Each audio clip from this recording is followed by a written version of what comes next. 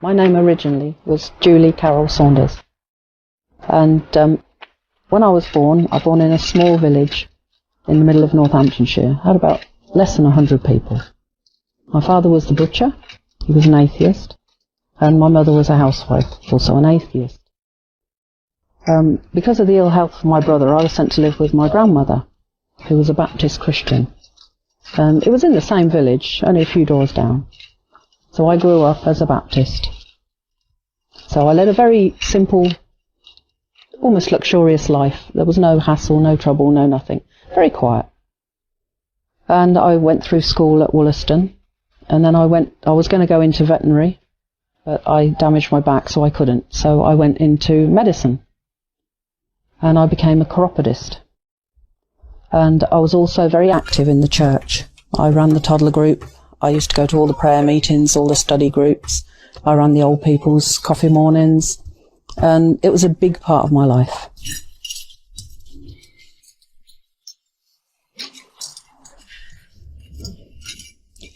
And when I started my own business, it was a little bit slow, and I asked my friend, find me some volunteer work through the church to give me something to do.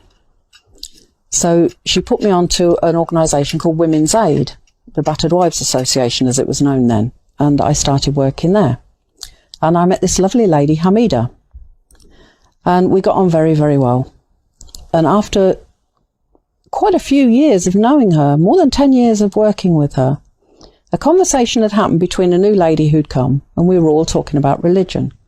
We were talking, one was Catholic, the other was Methodist, and I was Baptist, and we were all discussing religion. And Hamida sat there very quietly. So we asked Hamida, what is your religion? Because she was such a wonderful woman, the most patient, the quietest, nothing upset her, nothing fazed her. Nobody knew what religion she was. And then I asked her, what religion are you? And she said, Muslim. I was horrified. I was absolutely stunned and mortified that this educated woman could follow such a barbaric religion, because that's how it's shown. So I tried very, very hard to turn her to Christian. I was unrelenting. Every time we spoke, I spoke about religion. I was determined, what I thought, to pull this poor woman from a barbaric religion, to give her the freedom of Christianity. She didn't wear hijab. And I struggled and struggled, and in the end I think she got a bit tired of it. So she said to me, okay, if you can find any problem with Islam, any fault, anything incorrect with Islam, not with Muslim people, with Islam, I will become a Christian. So I thought, oh, challenge accepted, this is going to be easy. I said, okay, so how do I find out? She gave me one book called The Bent Rib, about feminism in Islam. I read it, I thought, this is fantastic. This can't be right, because this is not what we're shown.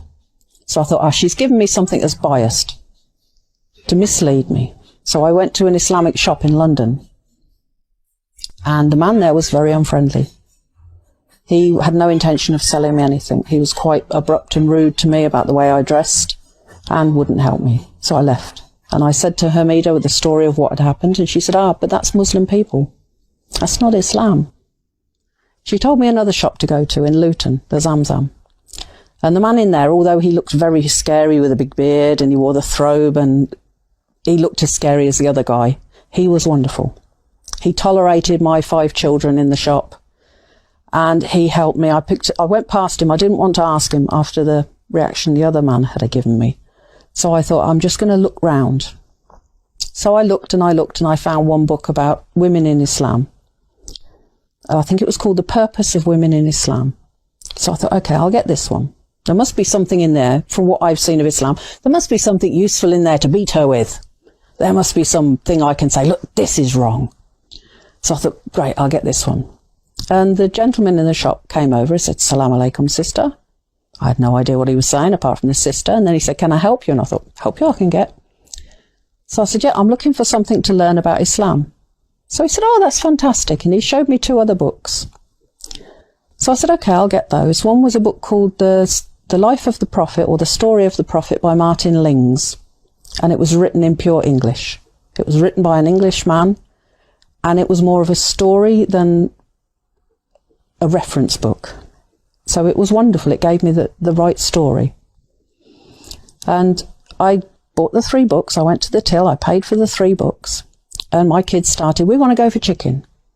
So we went down the road to the Sam's chicken shop, and the kids sat there with their chicken and chips quite happy. And I thought, I'll have a look at these books while I'm waiting for them to finish. I opened the bag. There were 7 books. I thought, oh my God, he's given me someone else's books, or I've picked them up by mistake, and I was really worried. So I picked the receipt out. No, I'd only bought 3 books. So I said to my son, who was older than, I think he was about 12 or 13, I gave him the books, the 4 books that I hadn't bought, and the receipt, and I said, please take these back to the gentleman and say, I'm really sorry, I must have taken them by mistake. And my son came back with the same 3 books.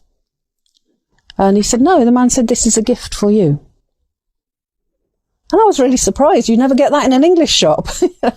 This man had given me a copy of the Quran with English translation, a book about Islamic dress, I think it was, and another one, I can't remember what it was. But they were lovely books. So I went and I read them all, and I couldn't find any faults. So I thought, okay, I'm going to have to go deeper into this, because this still looks wonderful. This is not what I'm expecting. So there was a program on the telly about some problem with Islam. I watched the program on the television about the abuse of women, and some women were being stoned for the problems they'd caused. So I thought, this is more what I need to find out about. How can they do this? How can they justify this? This is wrong. So they were talking about the Sharia law.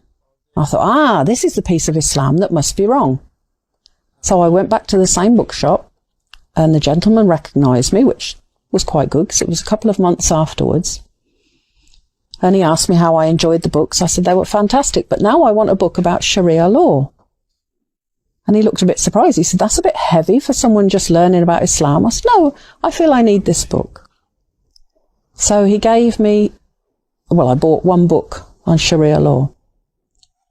And then with it, he gave me another one, which was something about explaining the law and how it applies. And I read them, and I thought, to be honest, in England 100 years ago, we had a lot worse than this. We had a very lot of unjust rules. I love history, so I'd studied history.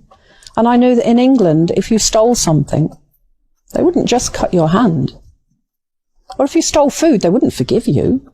It was very common when the famine was on that men who stole a sheep would be hanged, even if it was to feed their family who were dying. They would hang them, they would kill them. So thinking in comparison, really cutting your hand was not that bad. So I thought, okay, let's find this bit where the women get stoned.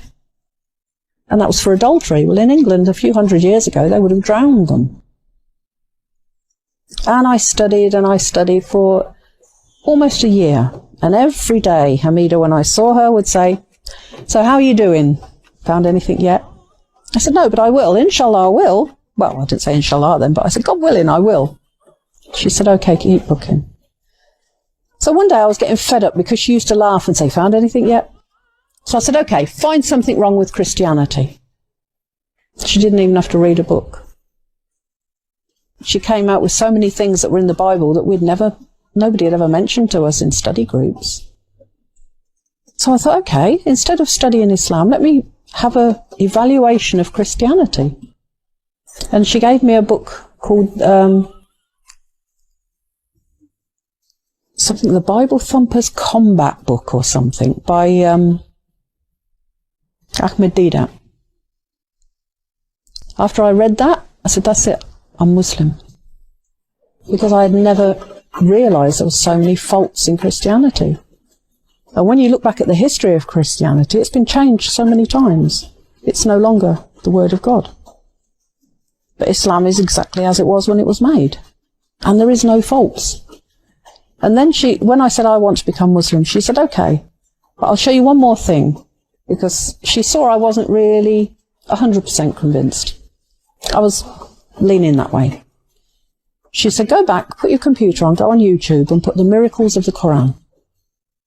And I was amazed how many things that were in there that nobody could have known in those days. Some things they only found out 50 years ago that are true, that have been there all along.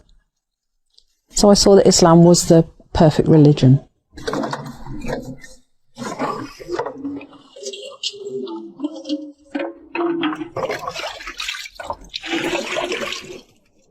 several years I plodded on reading and learning more, and Hamida was against the hijab. She actually wrote a book about it, and she worked on the theory that the hijab doesn't hide you, and hijab should hide you. So if you don't wear hijab and you wear normal clothes that just cover you, you're more hidden, which in theory works. So I never really questioned it. And then after a few years, there was another revert. She'd married a Muslim and come to Islam because of her husband. And she worked at the nursery where my youngest boy was going. And she wore hijab. And the people there were saying to her, look, if you don't stop wearing it, you're going to have to leave, because the parents are complaining. They don't want Muslim influence in the nursery school. And she was fighting with them about it. And I said to her, you don't need to wear it. I'm Muslim too. You don't need to wear hijab. She goes, no, you do. I said, no, I'll give you Hamida's book. And she said, okay, but do me a favour. You read some other books too. You tell me where in Hadith or Quran it says you don't have to wear it now. So I said, okay. So I went back to the same shop and I said to the brother there, Assalamu alaikum, can I have a book about hijab? And he said, oh, alhamdulillah, at last you're going to start wearing hijab. And I said, no, I'm going to read about hijab. Okay, he said. So I got 2 books about hijab. And I got home, I opened the bag, and there was a hijab. He'd put one in the bag with the pins and everything. And I laughed. I thought, no, he's not getting me this time. It's not going to happen. I spent the weekend. I spoke to her on the Friday, got the books on the Saturday, spent Sunday reading them. On Monday, I put on the hijab. At this point, my parents exploded. It was bad enough that I'd then, by this time, married a Muslim. But now I was looking like one. My dad never did accept Islam. He never did believe it. He didn't want to talk about it. And he died before there was any chance to say anything really substantial to him. But my mother, in a way I was lucky, she got cancer. And there was only me and my brother. My brother wasn't a helpful type of person. So when my mum got cancer, I went and nursed her and stayed with her. It took 6 weeks to kill her, from the day she was diagnosed to the day she died. And before that, any time anything about Islam, she would become quite aggressive with me. One day in the hospital, because she was hospitalised right from the start, the azan had gone on my phone, so I thought, oh, I have to do my salah. And I looked, my mum was asleep. So I thought, I'll try and do it quickly before she wakes up. And I just put my mat on the floor and started, and I heard her groaning and moaning, waking up.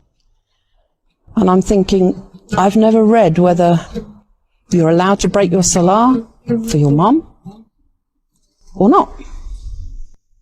So I thought, what do I do? If she calls me, do I stop and do it later? Do I carry on? And I was really worried. But I carried on with my salah, and she was quiet. And when I finished, and I got up, she's wide awake, and she looked at me and she said, did you pray for me? And I was so pleased, because before, if she caught me in her house or in my house when she was there doing salah, oh, you're wasting your time. Why'd you bother put yourself in the dirty floor for? This is not religion. This is just stupidity. But that time, she was happy. And I talked to her a bit about Islam, and she seemed to listen. But then she went into a coma for the last week and couldn't talk. I played Quran to her. I kept telling her, you know, if she wanted to do Shahada, this is how you would do it. She couldn't speak. So I don't know if in her heart she did it or not. I don't know. Inshallah she did.